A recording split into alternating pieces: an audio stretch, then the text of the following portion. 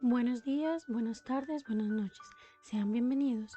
Mi nombre es Manuel Oquendo Mesa, soy del grado décimo A y hoy voy a hablarles sobre la mitología griega, específicamente el paso del mitos al logos de la historia de la diosa de la discordia, Eris o Éride. Sin más, comencemos. Empecemos entonces con los conceptos básicos. ¿Qué es la literatura? Según la Real Academia Española, la literatura es el arte de la expresión verbal. Encontramos que es una expresión artística realizada por medio de la palabra y el lenguaje, ya sea de forma escrita o oral. Se le considera un arte ya que el autor hace uso estético de la palabra para expresar una idea, experiencia, historia o sentimiento, y por medio de sus relatos, a la vez causar emociones, sensaciones, situaciones y demás en la mente del lector. Como segundo concepto tenemos el mito, una narración fantástica maravillosa situada generalmente fuera del tiempo histórico, protagonizada por personajes que poseen habilidades sobrenaturales extraordinarias, que son mostrados con un carácter heroico o incluso divino. Por medio de estas historias se trata de dar la explicación a lo que no entendía la raza humana en sus principios. Por eso muchos de ellos explican cómo inició nuestra existencia, cómo o quién creó lo que vemos a nuestro alrededor, entre muchas otras cosas. Y como último concepto tenemos el logos. Es una palabra de origen griego que podemos entender como la argumentación por medio de las palabras. Al igual, puede hacer referencia al pensamiento o la razón. En la filosofía lo conocemos como la razón o ley que hay detrás del funcionamiento del universo. Mediante este se explica el mundo y da un principio al orden. También se puede definir como el razonamiento, concepto o pensamiento absoluto. Y ahora nos adentraremos en la información general de la diosa. En la mitología griega, Eris, también conocida como Éride, es la personificación de la discordia, la envidia, los celos y el odio entre los humanos. Se tiene una imagen suya como de una diosa cruel que está en una busca constante del conflicto. Respecto a los lazos familiares, se cree que es hermana de Ares, el dios de la guerra, y al ser hermana de él, acompañaba frecuentemente al campo de batalla donde se deleitaba con el derramamiento de la sangre de los guerreros. También hay dos versiones de quienes podrían ser sus padres.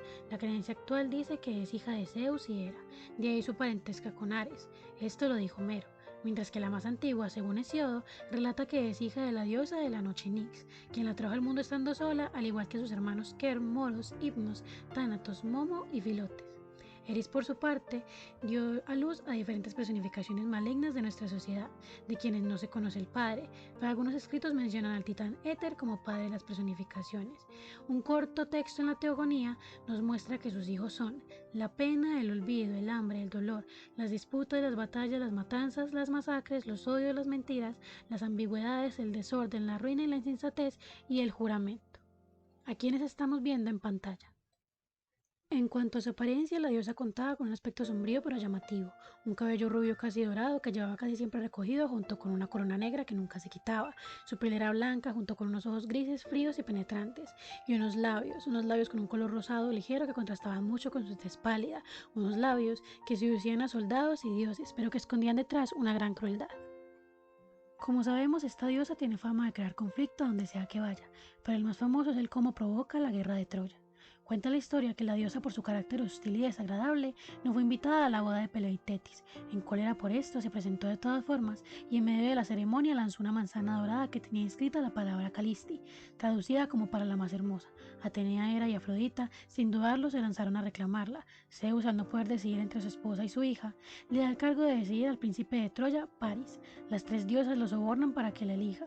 Hera le promete poder político y tierras, Atenea sabiduría y destreza, y Afrodita le promete a la mujer más hermosa de la tierra, Helena, esposa de Menelao de Esparta. Finalmente Paris, como un joven apasionado, termina por escoger a Afrodita y raptar después a Helena, provocando así la conocida guerra de Troya. Para finalizar, nos centraremos en el paso del mitos al logos de la fantasiosa historia de la diosa. En un primer lugar, dejaremos en claro que la discordia es la base del conflicto y que en especial la vemos relacionada con la guerra. Si miramos la estrecha relación que tienen Ares y Eris, podemos deducir que para que haya guerra tiene que haber discordia. Si entramos por el lado etimológico de la palabra, veremos que ésta se compone de tres elementos: el prefijo dis, que se puede traducir como separación, el sustantivo cor o cordis, que es sinónimo de corazón, y el sufijo ia, que se utiliza para indicar cualidad. Entonces podríamos interpretarlo como la separación de corazones por distintas cualidades o aspectos, incluso situaciones que puedan generar la discordia. Entonces, este es un enfrentamiento de discrepancia que nace cuando no se logra un acuerdo respecto a algún asunto de interés compartido, ya sea por opiniones contrarias o voluntades opuestas que puedan generar la discordia. Podemos tomar como ejemplo nuestro tema más reciente, la Guerra Fría, una discordia entre dos ideologías. Pero esta no se limita únicamente a las guerras, es un concepto muy presente en nuestra sociedad actual, como cuando llamamos al tercero en discordia en una infidelidad, el cual es la causa de la separación y conflicto en la pareja. También podemos encontrarlo, por ejemplo, en la repartición de una herencia, donde la herencia sería el objeto en discordia, que causa el conflicto y la separación de la familia. Hasta el momento podemos evidenciar dos palabras fundamentales, la separación y el conflicto. Pero no solamente se reduce a ello, sino que de esta misma salen diferentes males de la sociedad representados como sus hijos ya antes mencionados. Empecemos por la pena, el olvido, el dolor y los odios. Más que ser parte de ella, podemos mirarlos como un resultado del conflicto y separación que causan la discordia entre los hombres.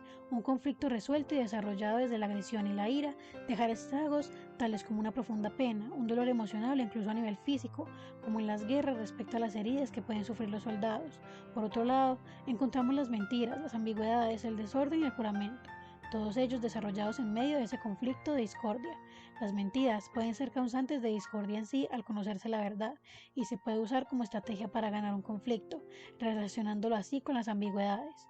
Si tomamos nuevamente el ejemplo de la Guerra Fría, recordemos cómo entre ambas potencias, mediante los medios de comunicación, se sacaban de contexto diversas imágenes para dejarlos con una terrible imagen frente a la sociedad, lo cual causaba discordia entre las opiniones de las personas. Después tenemos el desorden, que de por sí ya es un conflicto y causante de ellos, además de resultado de la discordia a la vez, el juramento, y es que sencillamente un juramento roto causa discordia. Finalmente, nos adentramos a las disputas, batallas, matanzas y masacres, que son muy fáciles de explicar en realidad. Las disputas nacen de la discordia, del conflicto base. De una disputa verbal pasamos a las batallas y peleas, y ya en ejemplares como las guerras, las batallas terminan en matanzas y las matanzas en masacres masivas. Lastimosamente, todo ello común en la historia de nuestra sociedad. Eso ha sido todo por este video. Se espera que los haya entretenido y que hayan aprendido algo nuevo. Nos vemos en la próxima vez.